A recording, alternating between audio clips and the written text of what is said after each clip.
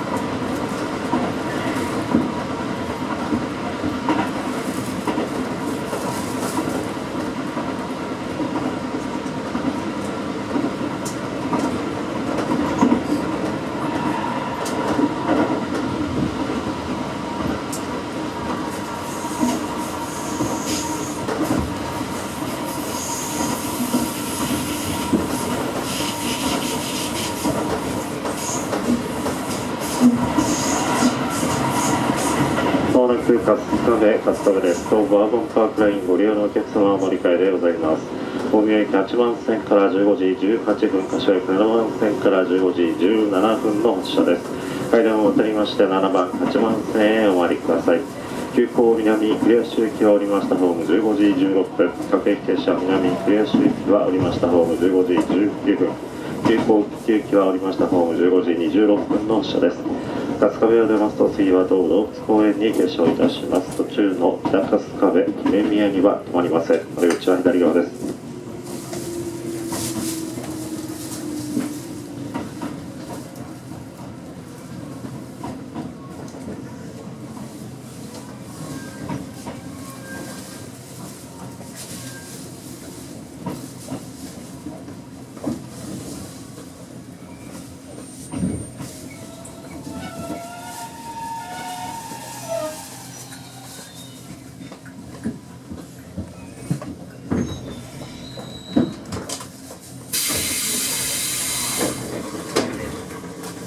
ご乗車ありがとうございます。関西速東武日光船川温泉方面田島行きでございます。次は東武動物公園に停車をいたします。まもなくの発車です。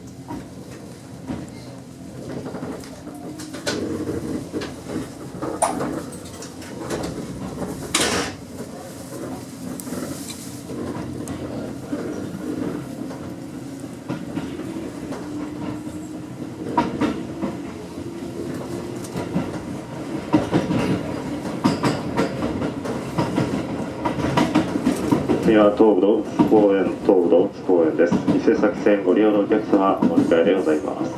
特急両方号赤城行きは降りましたホームの向かい側5番線から15時26分、各駅停車9機は同じく向かい側5番線から15時31分の車です。各駅停車南クリア周駅は降りましたホーム4番線から15時21分の車です。東武動物公園を出ますと次は板倉東洋台前に停車をいたします。途中の水戸高野台去って南栗橋新古賀柳生には止まりません。お出口は左側でございます。